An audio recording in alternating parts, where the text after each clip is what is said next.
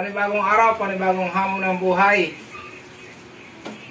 Maraming salamat po sa ating pogi. At ngayon nga po ay pupunta natin si Nanay Milagros para isali natin sa Sagip Kapamilya Thanksgiving ng Team Pogi.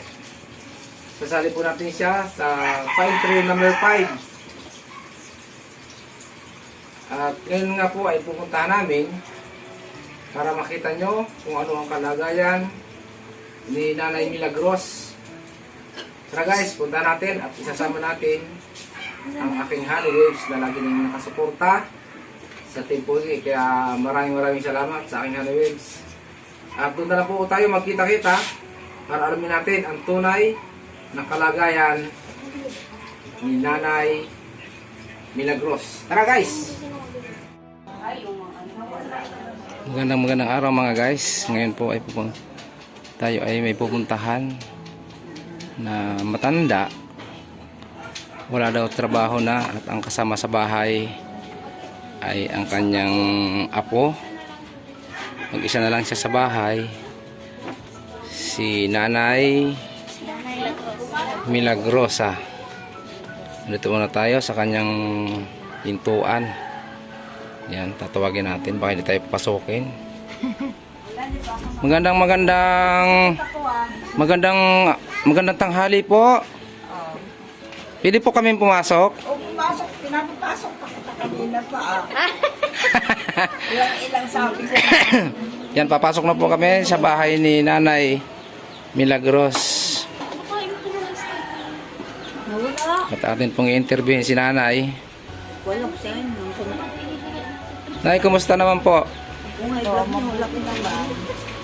Naging ano makarecorder sa nayaring ano. Ano po ang pinagkakakitaan nyo ngayon? Wala nga kasi kamamatay lang yung mister ko. Condolence po. Lante. Kaya nanti po sa truck ni ano? Oo, yung na-atake. Condolence po nanay ha. Magsi-7 months na siya. Medyo matagal-tagal na rin. Nakakalungkot naman at kayo ay iniwanan na ni tatay. Sino po ang kasama niyo dito sa inyong... Ako po. Anak ko naman itong dalawang bahay na ano, napapagitan. Yun ang kanyang apo. Ito. Ayan? Anika, Joy. Bakit nakatago yung mukha? Andalin mo yung kunya po. Ayan po ang kanyang kasama sa bahay. Neng, anong ang grade mo na? Grade 9 po. Grade 9 na po ang bata. Kumusta naman yung pag-aaral? Ngayong wala nang kumakayod. Si tatay ay Hindi, ano yung nanay niya. wala na. Nandiyan naman ang nanay niya. Tulong naman yun. Yan, nagtutulong-tulong naman po sila kahit na papaano ay nakakaraos po ang pang-araw-araw. Ay, pukin ang kalabaw. Dali ka po. Ayan. At atin pong sisilipin ang bahay ni Nanay Milagros. Ayan po. Ang baba ng bubong. Pero hindi naman humainit. Hindi naman, may ano naman, parang... Sabagay, marami naman kayong electric fan. Maraming butas eh, oh. Baka may electric fan. Yan po ang kanilang bahay. Ano yung kabila na yon? Kusina. Ayan po yung kanilang kusina, CR. Yan, meron pa pong swimming pool. Ay, planggana pala yun, planggana. Kala ko swimming pool. Yan po yung kanilang lababo. Ayan. Yun, kumusta naman po ang pang-araw-araw nyo? Kung halimbawa, tulad yan ito, pandemic, tapos wala kayong... Mga anak ko.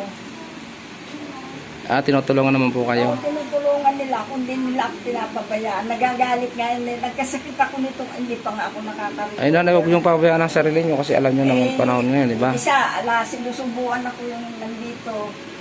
Tulong-tulong sila. Ay, kung sakali po na mayroon sa ating tumulong at negosyo ang kailangan para yung pera na papadala, kung may pagpadala ay ating papalaguin para naman magkaroon ka ng pang araw-araw na pagkukuhanan. Ano po yung negosyo na gusto mong gawin para naman. Dati akong nagluluto ng mga merienda at saka ulam. Iyon. Matagal na, matagal na. Noon pa. Yun po ang kanya. Yung inyo talagang hanap buhay ay magluto ng ulam. Oo. Bukod sa ang mister ko, naghahanap buhay din ang sarili niya. Ayan. Kaya lang nawalan niya ng Saan naman po kayo pumipisto dati? Saan naman ang pisto nyo dati nung... bahay lang. Parang nilalak. Pa doon kami sa release, nagtitinda ko doon ng ulam sa release.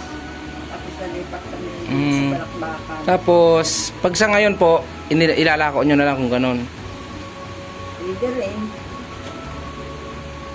Yan po, sana naman po ay meron tayong makuwang kaibigan na mag-i-sponsor sa atin para naman mabigyan si nanay ng kunting halaga na pang negosyo para naman po sila ay may pagkuhanan sa pang araw-araw na kanilang pangailangan, tulad po ngayon na si tatay ay umalis na at wala nang balikan, nagbakasyon na kay Papa God. Ayan.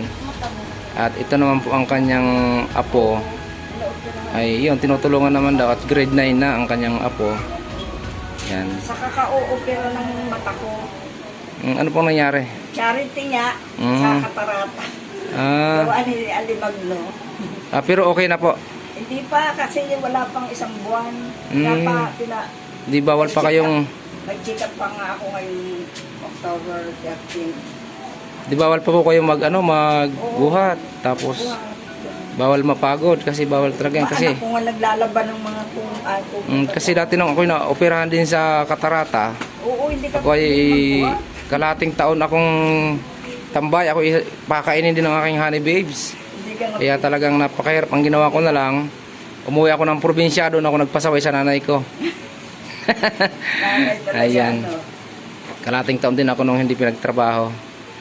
Ayan. Yan nga po mga guys. At nakausap na po natin si Nanay Milagros. At sana po ay mabigyan po natin siya ng kunting halaga na kanyang uumpisahan sa kanyang negosyo na karinderya.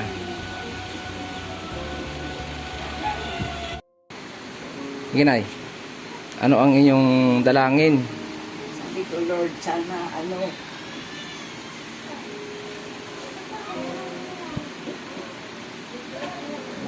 bigyan ka pa ng kalakasan at kalakasan, tapos bigyan niya ako ng pagkakataon na magkaroon ng anak buhay para masuportahan ko ng sarili. bukod po dyan sa Katarata nyo, mayroon pa po kayong ibang nararamdaman? Wala na. Kaya lang dalawa na ito, na yata yung isa. Parang nalalabo yung isa eh. Pero po yung high blood, yung ganon, wala naman. Kontrolado po kasi nag-maintenance ako eh. Meron po kayong maintenance. Opo. Yan, salamat naman po. At paano naman po yung maintenance nyo kung sakasakaling wala na pagkukunan? Sa City Hall po. Yung anak ko ng sa munisipyo sa center, isang buwan na yan. Halimbawa kung hindi nagka-lockdown, gano'n. Huwag ka tanggal mo yung tuwalya mo. Bata. Di ka tuloy makita sa camera. Ayan nanay. Basta nanay, ang pangako ko po sa'yo, ako man po ay talagang pobreng vlogger lang din po. At sana po ay meron sa ating makapansin na tayo ay mabigyan ng kunting halaga na ating ipupunan. At kung sakasakali naman po na ako ay pala rin, wala pa man mag-aabot na sponsor, kusa po akong pumunta dito para ko abutan kahit kunti, yung makikitulong ko lang na yung kaya ng aking bulsa. parang may bulsa, butas lang ang bulsa. Ayan po mga guys, sana po ay bigyan natin ng magiging hanap buhay si nanay para naman po siya ay hindi malungkot, kasi po talagang nakakalungkot yung wala kang pagkakitaan, yung wala kang pagkukunan sa araw-araw, at lalong nakakapanghina sa katawan yung pong walang ginagawa. Kaya gusto ni nanay, paggaling ng kanyang mata, ng kanyang kaopirang mata sa katarata, ay mabigyan natin siya, magkaroon siya ng kunting halaga na pangpuhunan. Sana naman po ay meron tayong mga kaibigan dyan na malambot ang puso at mabutan po si nanay, mapadalan si nanay ng kunting tulong, pangpuhunan po ang kanyang hinihiling.